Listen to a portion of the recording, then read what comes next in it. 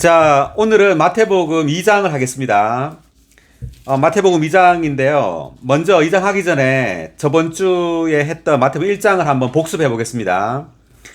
그 마태복음 1장을 한번 펴보세요.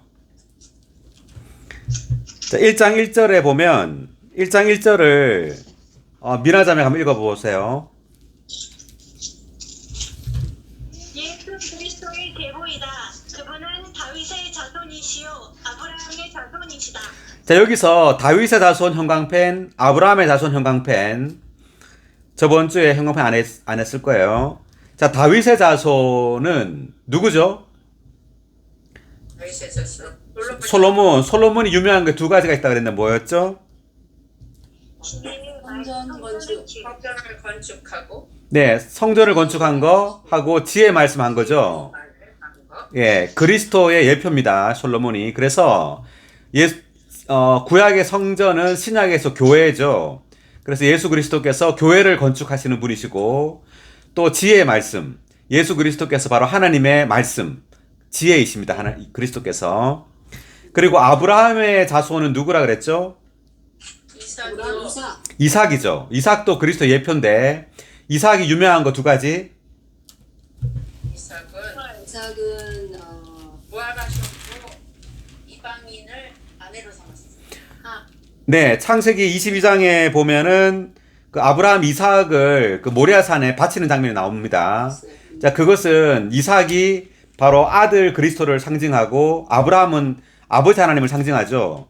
그래서 아버지 하나님께서 아들 하나님인 예수 그리스도를 십자가로 이렇게 끌고 가는 장면.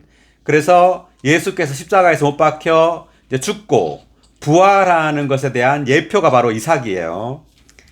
그리고 또 하나는 리브가, 그 이삭의 아내가 리브가인데 리브가를 데려오는 그 장면이 창세기 24장에 나오는데 아브라함의 종을 보내죠. 아브라함의 종은 성령을 상징하고요.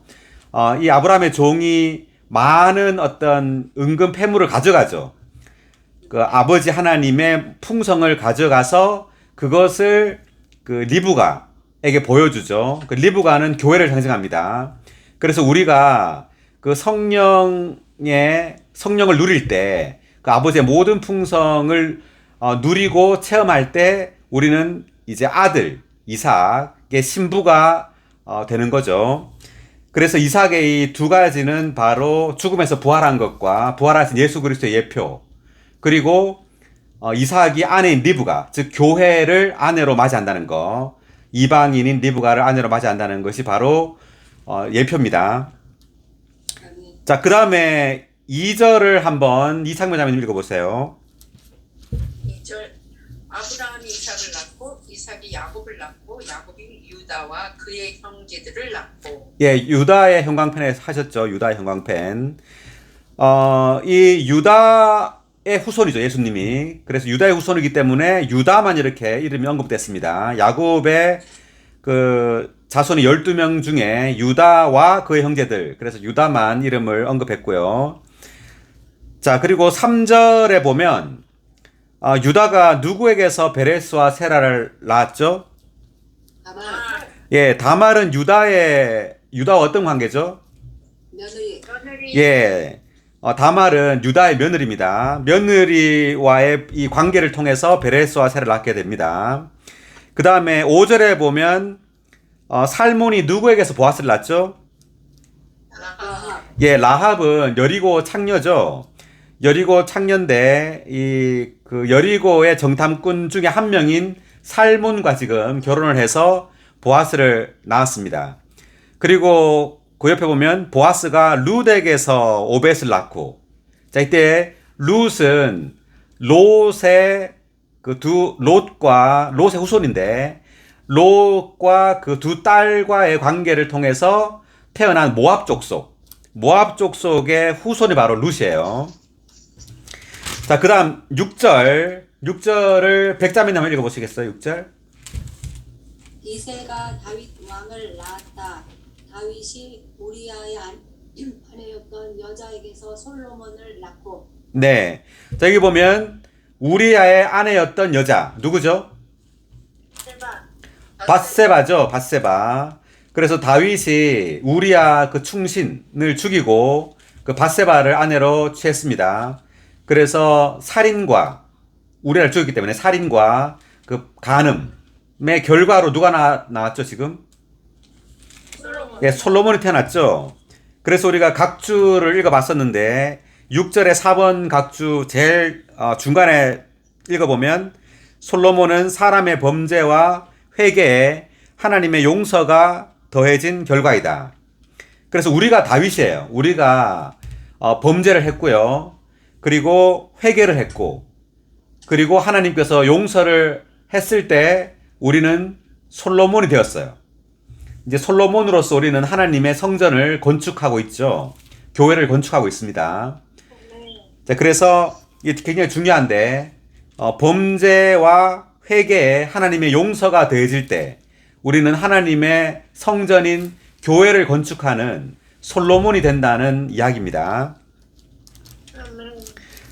자, 그 다음 여기 지금 3절부터 6절까지 해서 여자가 지금 4명이 나오는데 누구 나오죠? 라합, 라합, 아말, 라합, 다만 라합 그다음에 우리아의 아내였던 밧세바. 바세바. 그렇죠. 3절에 다말이 나오고요. 5절에 라합과 룻이 나오죠. 그 다음 6절에 우리아의 아내였던 여자 밧세바 이렇게 4명이 나오는데 자, 이 4명의 여자가 모두 다 어떤 부정과 연관돼 있죠. 깨끗한 어떤 것이 아니죠. 자, 그래서 예수님의 계보에 왜 이 부정한 여자를 하필이면 넣어놨느냐. 자, 예를 들어 아브라함이 이삭을 낳고 할 때는 아브라함이 누구에게서 이삭을 낳았다니까 안 썼잖아요. 그죠? 예, 안 썼는데 지금 이 4명의 여자만 이렇게 언급을 해놨어요. 부정한 여자를. 자, 이것은 그리스도께서 이 죄인인 이 부정한 여자로부터 태어난다는 것을 의미해요. 자, 이것은 우리가 죄인이죠. 주님은 우리 안에 태어나세요. 할렐루야. 아멘. 주님은 죄인인 우리로부터 태어나십니다. 그래서 놀라운 그런 어떤 것을 여기 지금 말해주고 있어요. 우리가 죄인인데 주님은 죄인인 우리에게서 태어나신다는 거죠.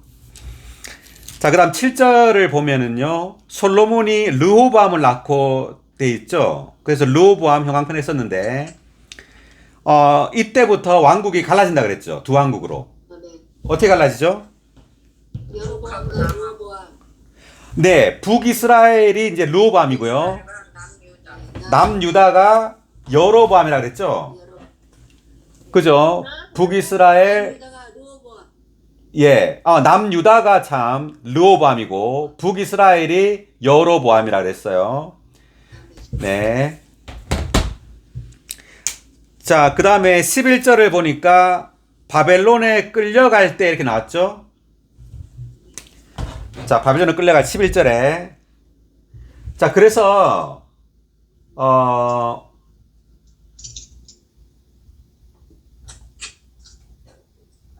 여기 보면은요, 그 남유다가 바벨론에 의해서 멸망을 당합니다. 그래서 바벨론이 어디에 있느냐 하면은 지금의 이라크 땅에 있어요. 이라크 땅에.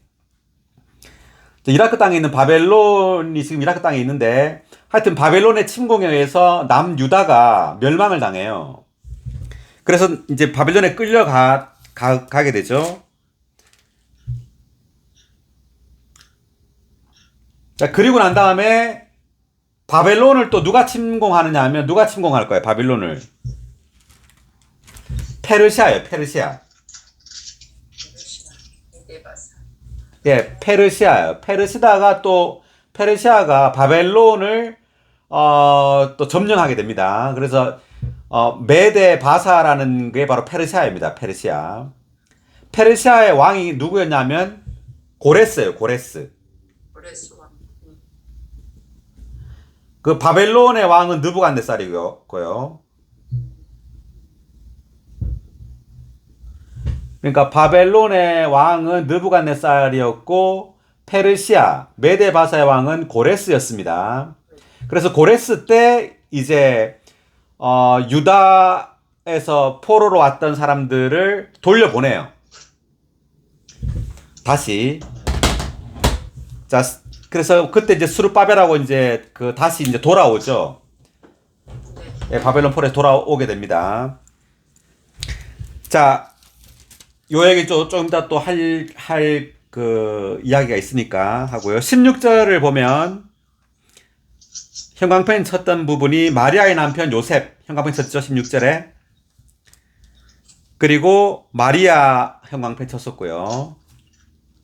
마리아에게서 그리스도라고 해서 예수님이 태어나셨다. 그 뒷페이지 보면 예수님의 계보 저번에 설명을 잠깐 했었습니다. 그 쭉 내려오면은 헨리의 딸이 누구라 그랬죠? 헨리의 딸이? 마리아. 마리아. 헨리의 딸이 마리아라 그랬고 헨리의 사위가 그러니까 요셉이 되는 거죠. 그래서 예수님이 태어나셨고요. 자, 그 다음 넘어가서 18절 형광펜으로 뭐랬죠 우리가? 예, 성령으로 잉태된 것. 자, 예수님은 성령으로 잉태되셨습니다. 그러니까 마리아에게서는 사람의 본성을 가지게 되고 또 성령으로서는 하나님의 본성을 가지게 되는 거죠. 그래서 예수님은 하나님과 사람의 본성을 다 가진 하나님 사람으로 태어나게 됩니다. 자, 그리고 21절을 보면 아들을 낳을 것은 이름을 누구라 하라고요? 예수. 네, 예수. 예수라 하라. 아멘. 자, 이 예수의 뜻이 뭐죠? 여호와 구원자. 예, 여호와 구원자. 여호와의 구원. 예, 여호수아. 구약으로는 히브리어로는 여호수아고요. 자, 그 다음에 23절에 임마누엘. 뜻이 뭐죠? 우리와 함께 계시는 하나님. 네, 우리 함께 계시는 하나님이란 뜻이었습니다. 자, 이제 마태복음 2장을 하겠습니다.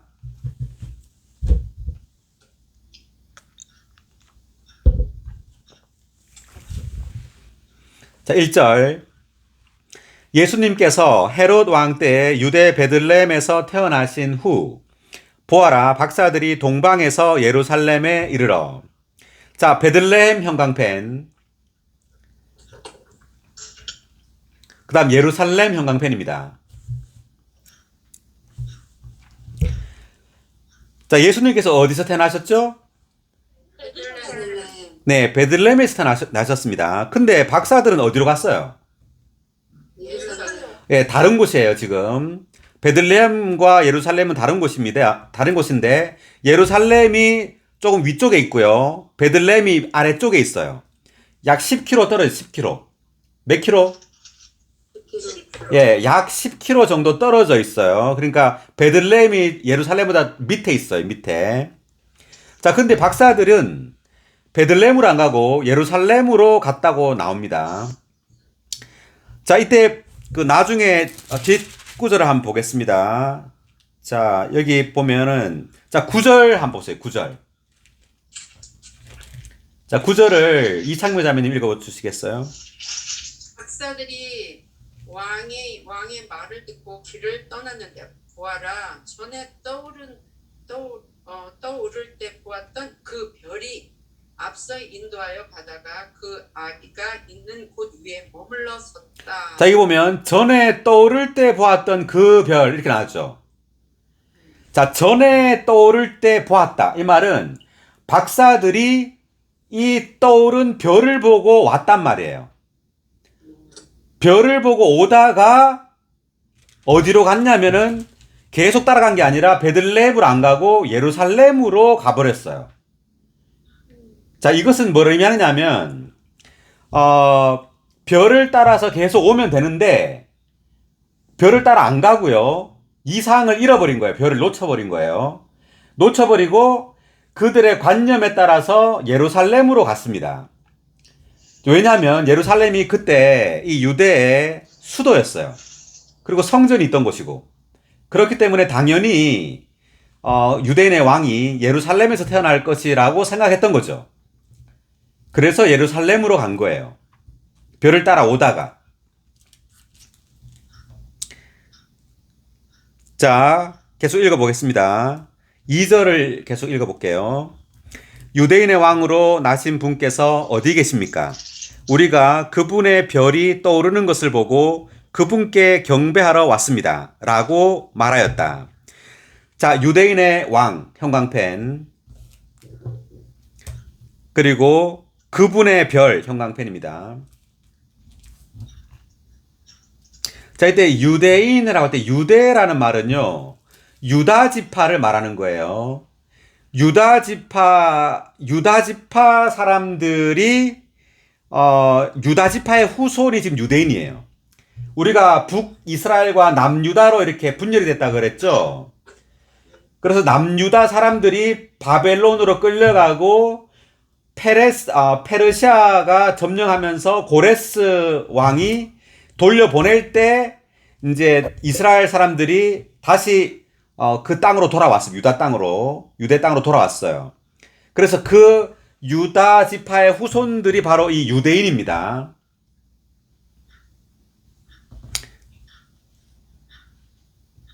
자, 그리고 우리가 그분의 별이 떠오르는 것을 보고 그분께 경배하러 왔다. 자, 이때 그분의 별. 자, 별 형광펜이 있는데, 이 별이 지금 동방 박사들에서 발견이 됐어요. 이때 박사들이란 말은 그 1절에 2번 각주를 보니까 점성가들, 이렇게 돼요. 점성가들, 현자들. 그러니까 점성가들이란 말은 별을 보고 점을 치는 사람들을 말합니다. 별을 보고 점성가. 그래서 이 사람들이 이 별을 보고, 아, 이 별이 바로 유대인의 왕을 가리키는 별이다 라는 걸 알았어요.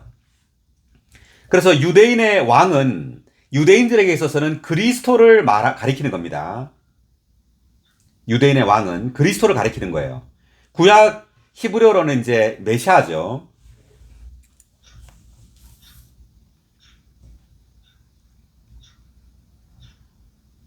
그래서 그분의 별이 떠오르는 것을 보고 왔다 이렇게 말했습니다. 경배하러 왔다. 그 다음 3절. 헤롯 왕이 그 이 말을 듣고 당황하였고 온 예루살렘도 그러하였다. 자, 헤롯 왕 형광펜. 그 다음에 온 예루살렘도 형광펜. 3절에. 자, 이때 헤롯이 누구냐면 그 로마의 왕인데, 이때 당시에 로마가 그 유대인들을 다스렸습니다. 유대인들은 로마의 식민지였죠. 자, 아까 내가 여기 보니까 남유다를 바벨론이 점령을 했고요, 먼저. 그리고 바벨론을 누가 점령했냐면 페르시아가 점령을 했어요. 페르시아가. 그 다음 페르시아를 누가 점령하느냐면, 헬라. 즉, 그리스. 그리스의 알렉산더 대왕이 그리스 대왕입니다. 알렉산더 대왕이 페르시아를 점령하게 됩니다. 헬라가 그리스예요. 헬라가 그리스. 자, 그럼 그리스를 또 누가 점령하느냐면 로마가 점령을 해요. 로마가. 그리스를 로마가 점령하게 됩니다.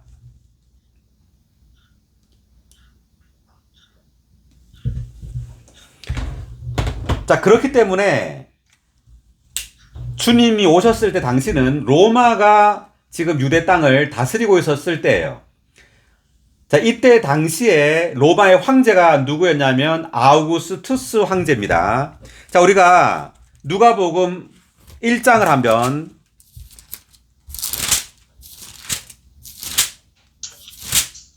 누가복음 2장 1절을 한번 읽어보겠습니다. 누가복음 2장 1절.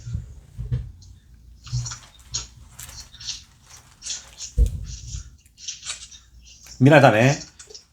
그 무렵 가이사 아우구스투스가 칙령을 내려 온 천하에 호적 등록을 하게 하였는데. 자, 여기서 가이사라는 것이 이제 지금 말하면 대통령입니다. 대통령. 가이사 아우구스투스. 이때 이제 황제죠. 로마 황제. 이때 로마 황제가 아우구스투스였고요.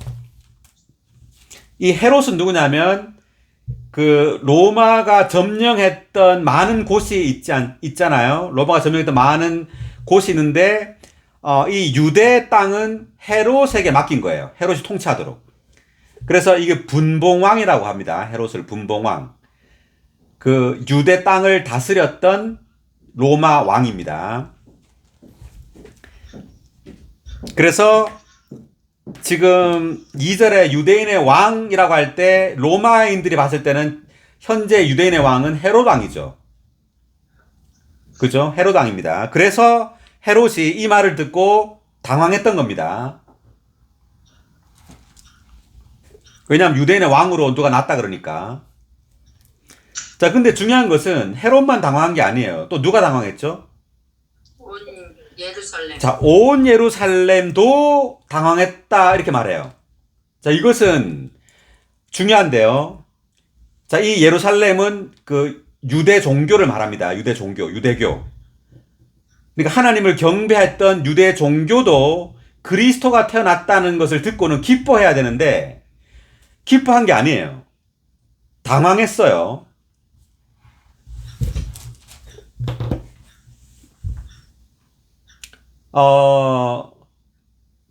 자, 그러니까 이때 당시에 이 유대교, 즉 하나님을 경배했던 성전이 있었던 이 예루살렘이 타락했다는 것을 말해요.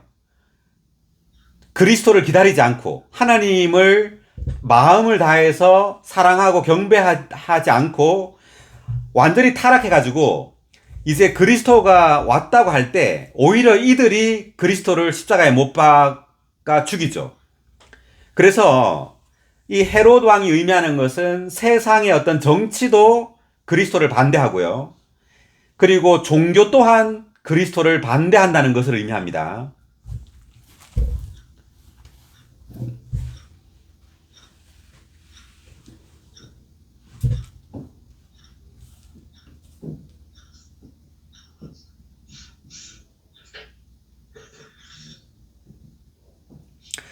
자, 4절을 읽겠습니다. 헤롯이 백성의 대제사장들과 율법학자들을 모두 모아 그리스도께서 어디서 태어나시겠느냐고 캐물으니 그들이 말하였다. 유대 베들레헴입니다. 왜냐하면 신원자가 이렇게 기록하였기 때문입니다. 6절 너 유대 땅 베들레헴아 너는 결코 유대 통치자 중에 가장 작지 않다. 너에게서 한 다스리는 이가 나와서 내 백성 이스라엘을 목양할 것이다. 자, 이 말씀은 구약 성경을 지금 말하는 건데 미가서 5장 2절입니다. 미가서 5장 2절. 왼쪽에 각주가 있죠? 관주가 있죠?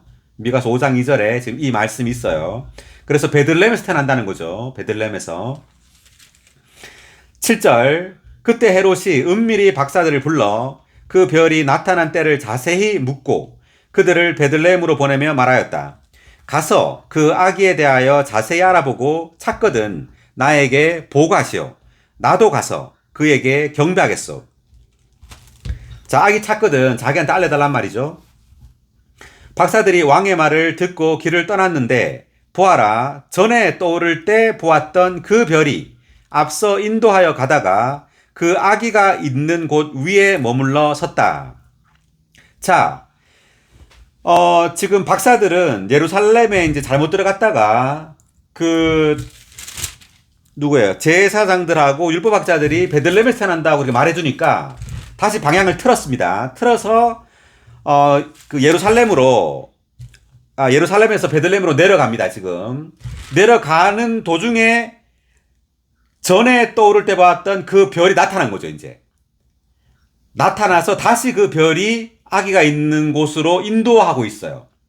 자, 베들레헴에서 태어난다는 걸 알았지만 정확히 아기가 어디서 태어난지는 모르죠. 근데 이 별은 정확하게 알고 있는 거예요. 자, 그래서 우리에게 이제 두 가지가 다 필요한데 하나는 이 별로 상징되어 있는 별이 어디에? 땅에 있어요? 하늘에 있어요? 하늘이요. 예, 하늘에 있죠.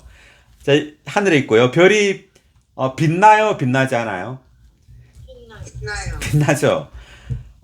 그래서 이것은 그 하늘에 속한 빛나는 이상을 의미합니다. 별이. 하늘에 속한 빛나는 이상.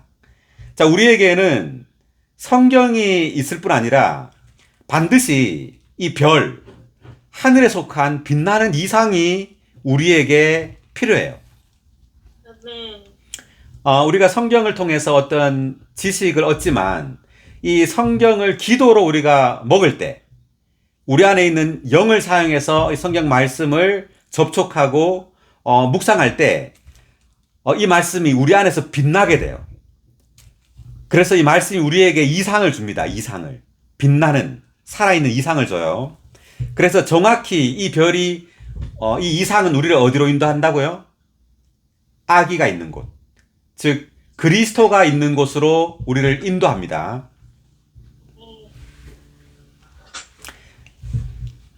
자, 10절을 읽어보겠습니다. 그들은 그 별을 보고 크게 기뻐하였다. 11절.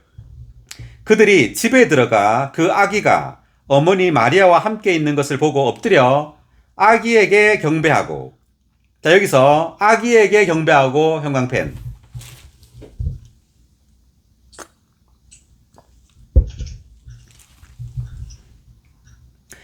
자, 집에는 누가 있었죠, 지금?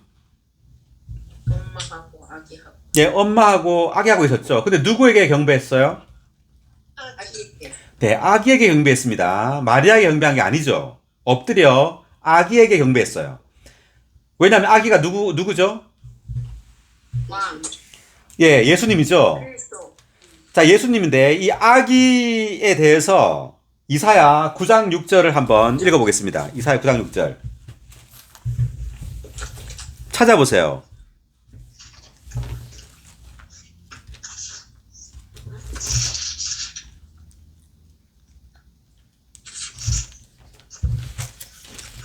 한 아기가 우리에게 태어났고 한 아들께서 우리에게 주어지셨는데 통치가 그분의 어깨 위에 놓였고 그분의 이름은 놀라우신 조언자, 전능하신 하나님, 영원하신 아버지, 화평의 왕이라 불리리라.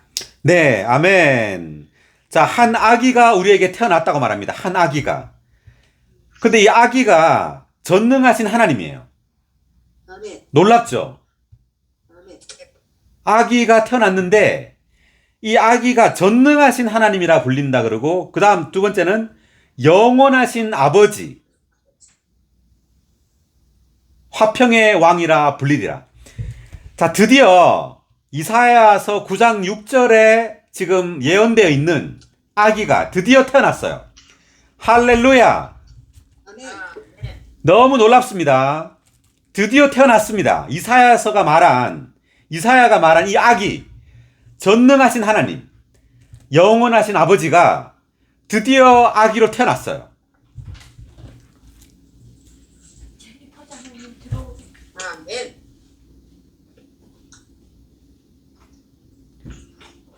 네. 제니퍼 자매님이 들어오신다 그랬는데 여기 지금 표시가 안 돼 있네. 자, 어쨌든 아기에게 경배했습니다. 아기에게 경배하고 그 다음에 보물함을 열어 뭘 드렸죠? 황금과 황금과 유황과 몰약. 네, 황금, 유향, 몰약, 형광펜.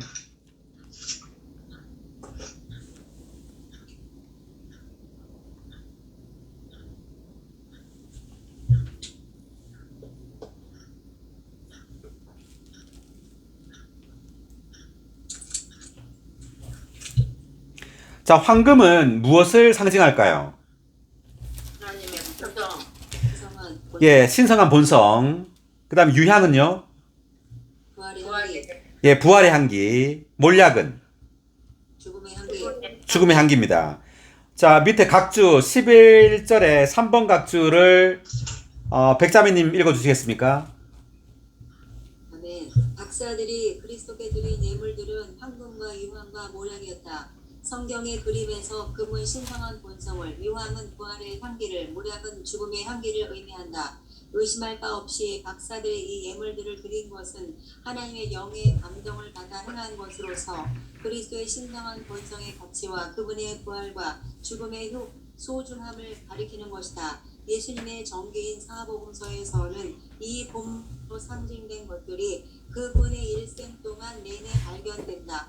더욱이 박사들이 이 귀중한 보물들은 주님께서 이집트에서 나사렛으로 여행하시는 데 드는 비용으로 사용되었을 것이다. 네. 네.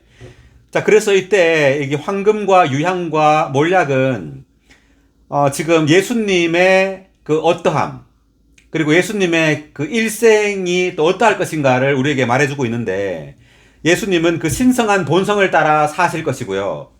그 다음에 부활 안에서 살고 또 죽음 안에서 십자가에 못 박힌 삶을 살 것이라는 것을 또 우리에게 보여주고 있습니다. 황금과 유향과 몰약. 세 가지 뭐라고요? 황금과 유황과 몰약. 네, 황금, 유향, 몰약. 자, 그런데 여기 보면 11절에 보면 그들이 집에 들어가 이렇게 돼 있죠. 자, 집. 자, 이때 집에 들어갔는데 사실 예수님이 이 박사들이 예수님을 만났을 때는 예수님이 태어났을 때가 아니에요. 태어나고 몇 개월이 지났을 때입니다.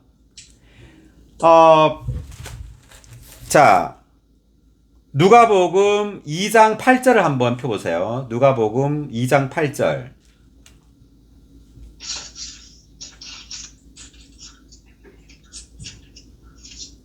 그 지역에 있는 목자들이 그래서 밤을 지새우며 자기 양떼를 지키고 있었는데. 자, 여기 보면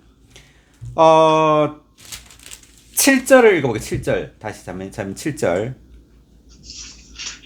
마리아가 첫 아들을 낳아 포대기에 싸서 구유에 누였다. 왜냐하면 여관에 그들이 머물 방이 없었기 때문이다. 자, 이때 이제 마리아가 첫 아들을 낳았습니다. 낳았는데 8절에 보니까 목자들이 그 양떼를 지키고 있었는데 이 목자들에게 주의 천사가 나타나요. 9절 읽어볼까요? 백자매님? 주님의 천사가 백자매님. 미나자님 읽으세요. 미나자매 읽으세요. 주님의 천사가 나타나 그들 곁에 서 있고 주님의 영광이 그들을 에워싸 비추자 그들은 매우 두려워하였다. 아멘. 계속. 천사가 그들에게 말하였다. 두려워하지 마십시오. 보십시오. 내가 모든 백성을 위한 큰 기쁨의 좋은 소식을 여러분에게 전합니다. 오늘 다윗의 동네에서 여러분에게 구주가 나셨으니 곧 그리스도 주님이십니다. 네. 자, 여기 보면 오늘 다윗의 동네에서 여러분에게 구주가 나셨다. 그래서 지금 오늘 태어났어요, 주님이. 자, 주님이 나셨는데 그 구유에 누워 있었는데 지금 다시 돌아와서 마태복음 2장 11절을 보면 그들이 집에 들어갔다고 나오죠. 자, 이것이 하나의 작은 증거고요. 그러니까 처음으로 예수님이 태어난 걸 본 사람들은 목자들이었습니다. 목자들. 양을 치는 목자들이 처음으로 예수님이 태어난 날 예수님을 봤고요. 자, 그 다음에 16절을 한번 마태복음 2장 16절을 한번 읽어보세요. 미나자매. 금후 헤롯이 박사들에게 우롱당한 줄 알고 매우 노하여 사람들을 보내어 박사들에게 자세히 알아본 그때를 기준으로 하여 베들레헴과 그 주변 온 지역에 있는 남자아이들을 2살부터 그 아래로 다 죽이니. 자, 몇 살부터요? 2살. 2살부터. 자, 2살부터 왜 죽였느냐 하면, 자, 보니까 박사들에게 자세히 알아본 그때라고 돼 있죠. 자, 이때 박사들이 자세히 알아본 그때가 뭐냐면 별이 나타난 때입니다. 별이 나타난 때가 바로 예수님이 태어났을 때예요. 자, 별이 나타난 그때로부터 박사들은 별을 따라 왔었는데 이때 박사들은 동방 박사들이라고 했는데 이 동방이 어디냐 하면은 바로 바벨론 근처입니다. 이라크.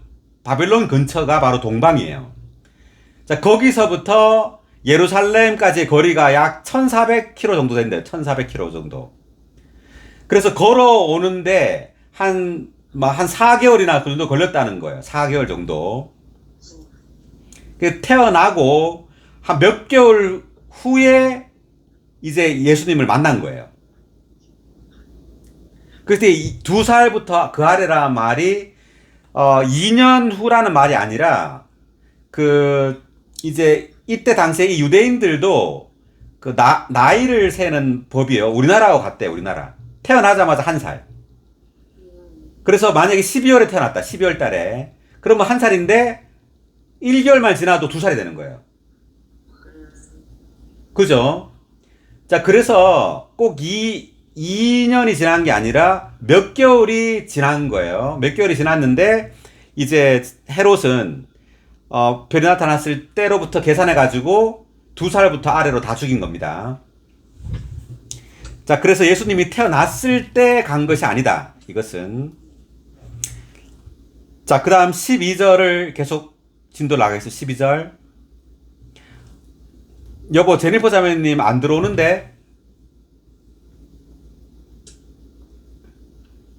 뭐 줌이 잘 안 되나 봐요. 오케이. 12절. 박사들은 꿈에 헤롯에게로 돌아가지 말라는 하나님의 지시를 받고 다른 길로 자기 나라에 돌아갔다. 자, 다른 길, 형광펜.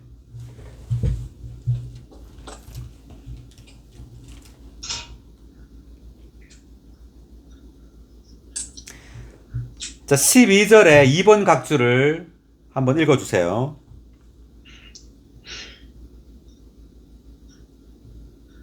우리가 그리스도를 만나기만 하면 결코 이전과 같은 길을 가지 않고 항상 다른 길을 가게 된다. 네. 우리가 그리스도를 만나기만 하면 우리가 이전에 살아왔던 방식이 아닌 다른 방식으로 산다는 거죠. 아멘. 예, 우리가 계속해서 그리스도를 볼 필요가 있어요. 계속해서 그리스도를 보면 볼수록 우리는 이전에 살아왔던 그 방식에서 다른 방식으로 살게 돼요. 계속해서. 그래서 우리의 삶의 방식이 완전히 바뀌는 거죠.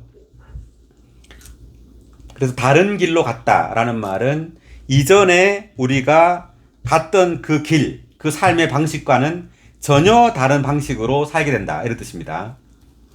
네. 아멘. 13절. 그들이 떠난 후 보아라. 주님의 천사가 꿈에 요셉에게 나타나 말하였다. 헤롯이 아기를 죽이려고 찾고 있으니 일어나서 아기와 아기의 어머니를 데리고 이집트로 피하여 내가 그대에게 말할 때까지 거기에 머무십시오.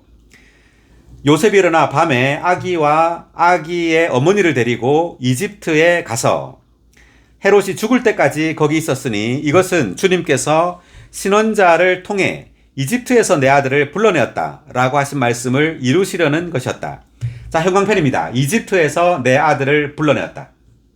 15절에 이집트에서 내 아들을 불러내었다.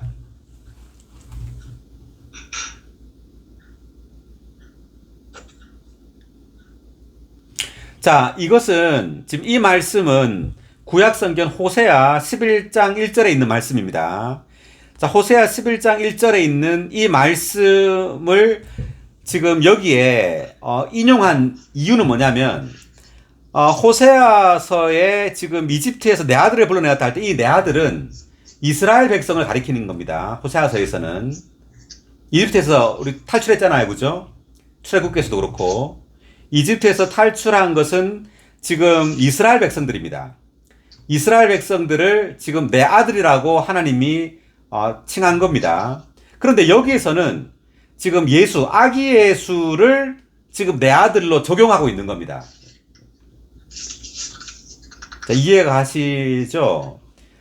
네. 자, 구약 성경에서 이 내 아들은 이스라엘 백성을 가리켰는데 지금 여기에서 그 아기 예수님이 이집트로 가는 걸 가지고 지금 구약에 있는 이 말씀을 인용했다는 것은 이스라엘 백성과 예수님을 한 사람으로 보는 거예요. 동일시하는 겁니다. 이스라엘 백성이 곧 그리스도라고 보는 거예요. 즉 뭐냐면 믿는 이들이 움직이는 것이 곧 그리스도가 움직이는 것. 이 그리스도와 믿는 이들이 하나라는 걸 의미해요. 구약의 이스라엘 백성들은 신약의 믿는 이들의 예표입니다. 신약의 이스라엘 백성들의 역사는 지금 믿는 이들, 그리스도인들의 역사를 보여주는 그림이죠. 자, 여기 이 장면에서는 바로 이스라엘 백성과 그리스도를 하나로 보았다는 것은 믿는 이들을 그리스도와 하나로 본 것을 말합니다. 자, 16절을 계속 읽겠습니다. 그 후 헤롯이 박사들에게 우롱당한 줄 알고 매우 노하여 사람들을 보내어 박사들에게 자세히 알아본 그때를 기준으로 하여 베들레헴과 그 주변 온 지역에 있는 남자아이들을 2살부터 그 아래로 다 죽이니. 자, 지금 그 2살부터 아래로 남자아이들이 다 죽어버렸어요. 그 베들레헴 그 인근 주변에 있는 남자아이들이. 왜 그렇게 됐느냐면 동방 박사들이 잘못 들어간 거죠, 지금 예루살렘에. 잘못 들어가는 바람에 지금 다 죽어버린 거예요. 자, 그래서 한면으로는 우리가 그 이상을 따라서 주님의 인도를 따라서 계속 갈 필요가 있고, 또 한면으로는 성경과 우리의 이상이 함께 가야 된다는 거죠. 그렇지 않을 때 이러한 어떤 그 아이들이 죽는 일이 발생하는 겁니다. 여기 9절의 1번 각주를 한번 보겠습니다. 9절의 1번 각주 한번 읽어봐 주시겠어요, 이창미 자매님? 9절의 1번 각주요? 네. 9절.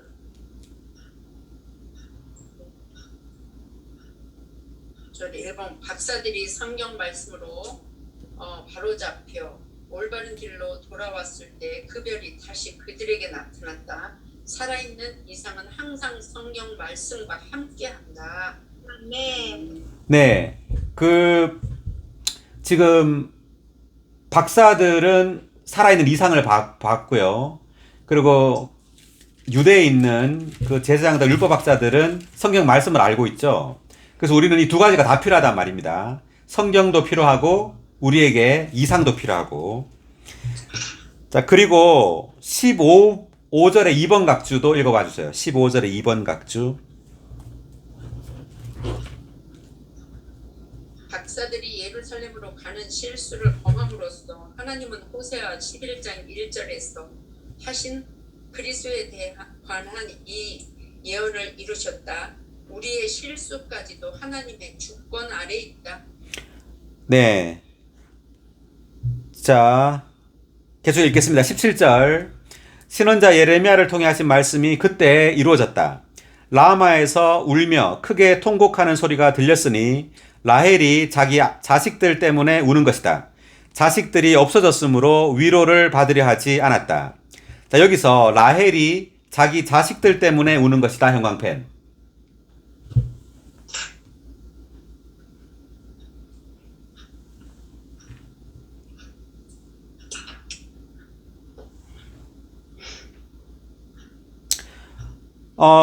지금 이 말씀은 구약 성경 예레미야서 말씀인데요. 예레미야 31장에 있는 말씀인데, 라헬에게 지금 라헬이 누구를 낳았죠? 라헬이 요셉. 예, 요셉과 베냐민을 낳았죠. 요셉과 베냐민. 예, 요셉과 베냐민을 낳았습니다. 그리고 누굴 낳다가 죽었죠, 라헬이? 베냐민. 예, 베냐민을 낳다가 죽었습니다. 라헬이. 베냐민을 낳다가 라헬이 죽었어요. 자, 여기에서 지금 라헬이 자기 자식들 때문에 운다. 이 말은, 지금 위에 있는 남자애들 2살부터 이제 다 죽었잖아요. 죽은 이 얘들을 라헬의 자식들로 지금 표현한 겁니다. 라헬의 자식들로 표현했는데, 라헬이 왜 우느냐? 왜 이 애들이 자식들 얘들 때문에 왜 우느냐 하면은요, 이것이 가진 영적인 의미가 있어요. 이것은 천연적인 생명이 죽는 것을 싫어한다는 뜻입니다. 천연적인 생명이 죽는 것을 싫어한다. 원치 않는다.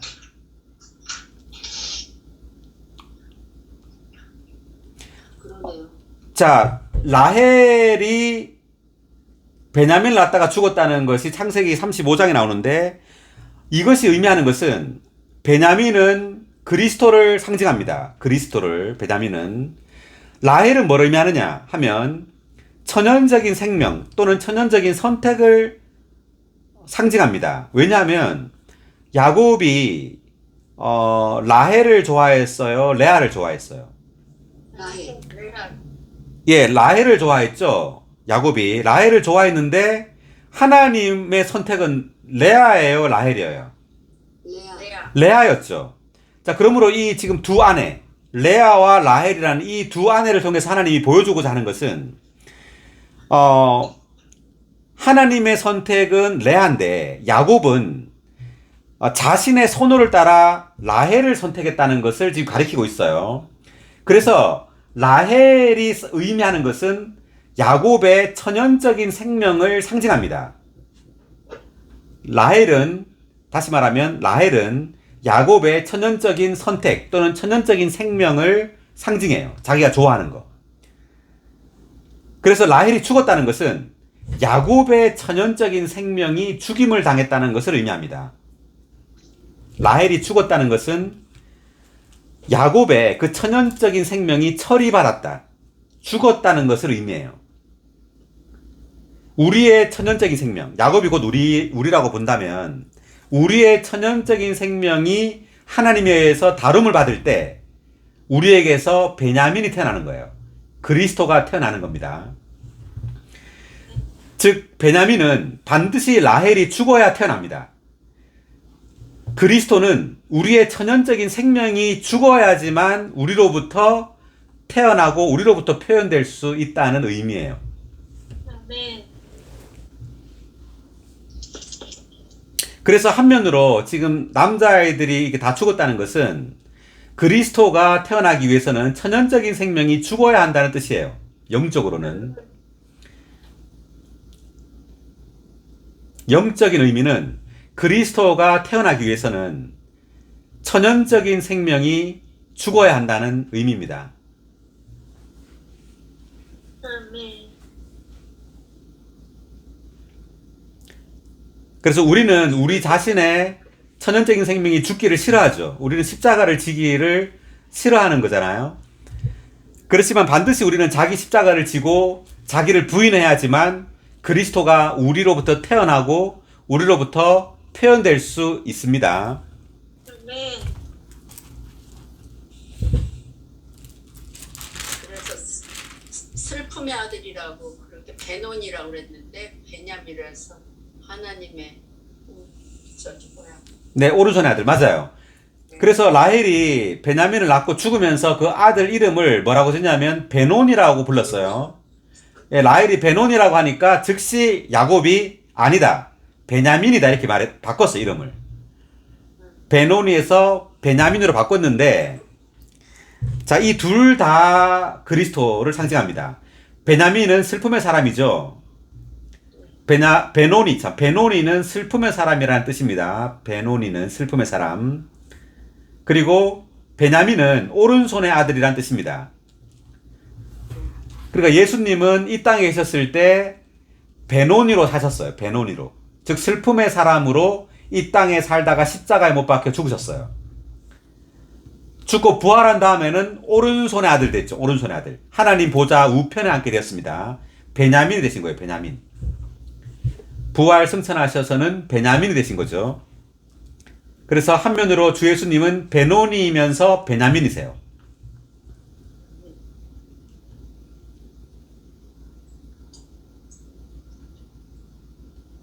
자, 19절 읽겠습니다. 헤롯이 죽은 후 보아라, 주님의 천사가 이집트에서 꿈에 요셉에게 나타나 말하였다. 일어나서 아기와 아기의 어머니를 데리고 이스라엘 땅으로 가십시오. 아기의 목숨을 노리던 자들이 죽었습니다. 요셉이 일어나 아기와 아기의 어머니를 데리고 이스라엘 땅으로 들어왔으나, 자, 여기 보면요, 예수님은 어디서 태어나셨죠? 베들레헴. 예, 베들레헴에 태어났습니다. 베들레헴에 태어났다가 어디로 피했어요? 예루살렘.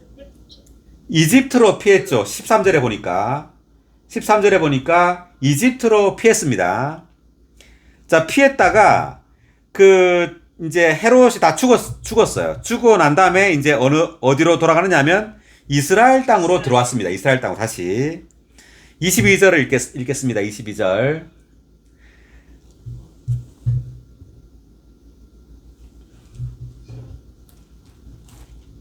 자, 22절 박일숙자님 들어오셨네요. 자, 22절을 읽겠습니다. 마태복음 2장. 아켈라오가 그의 아버지 헤롯을 이어 유대를 통치한다는 것을 듣고 그곳으로 가기를 무서워하다가 꿈에 하나님의 지시를 받아 갈릴리 지역으로 가서, 자, 아켈라오는 그 헤롯의 아들이죠. 그 아들이 다시 이제 그 유대 땅을 통치하게 됐습니다. 그래서 다시 이제 거기를 가기를 두려워한 겁니다. 그래서 어디로 갔습니까? 갈릴리 지역으로 다시 돌아갔습니다. 갈릴리 지역. 맨 이스라엘 땅이죠. 이스라엘 땅인데 갈릴리 지역으로 갔는데, 갈릴리 지역 중에서도 23절을 읽겠습니다. 23절. 나사렛이라는 동네에서 살았는데 이것은 신원자들을 통해 그분은 나사렛 사람이라고 불리실 것이다 라고 하신 말씀을 이루시기 위한 것이었다. 자, 나사렛 사람 형광펜입니다. 나사렛 사람 형광펜.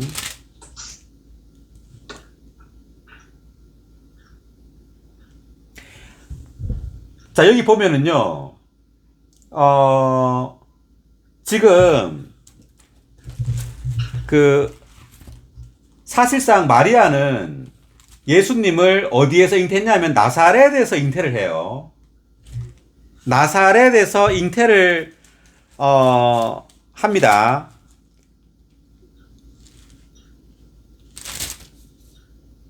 잉태를 했는데 태어나긴 어디서 나냐면 베들레헴에서 태어납니다. 자, 왜 베들레헴으로 가느냐면 갈릴리에서 베들레헴으로 내려와요. 왜냐하면, 자, 누가복음 2장 1절을 펴보세요.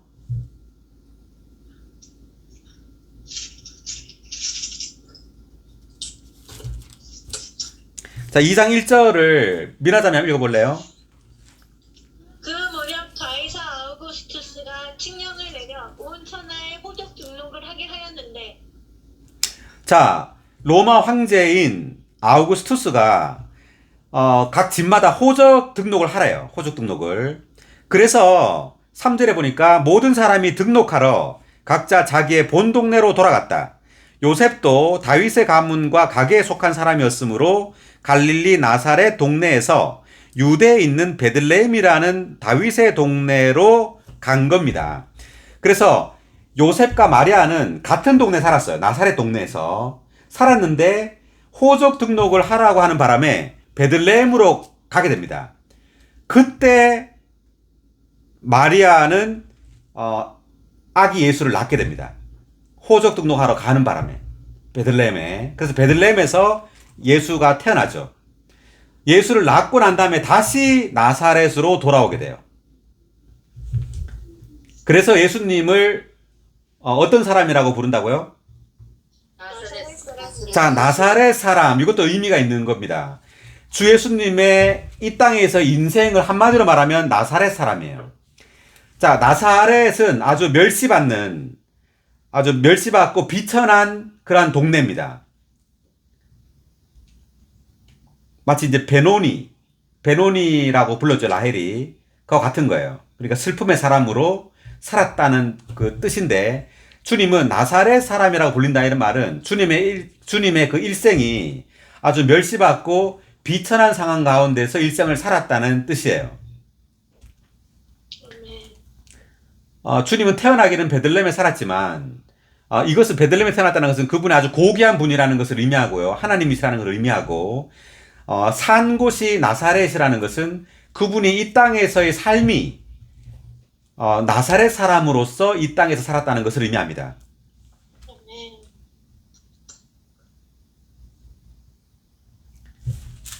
자, 오늘 2장 마치겠습니다. 마치고요. 우리가 지금 그 각주를 몇 개 안 봤었는데 각주 한번 보시면서 복습하시고요. 네, 마치겠습니다. 마치고요. 뭐 다른 질문 있으신가요? 다음 주는 마태복음 3장 하겠습니다. 예, 똑같은 시간에 수요일. 한국은 목요일이죠. 네. 안녕히 계세요. 박진아 자매님, 빠이. 안 보여주네. 박진아 자매. 네, 네, 안녕. 박진아 누구예요? 창혜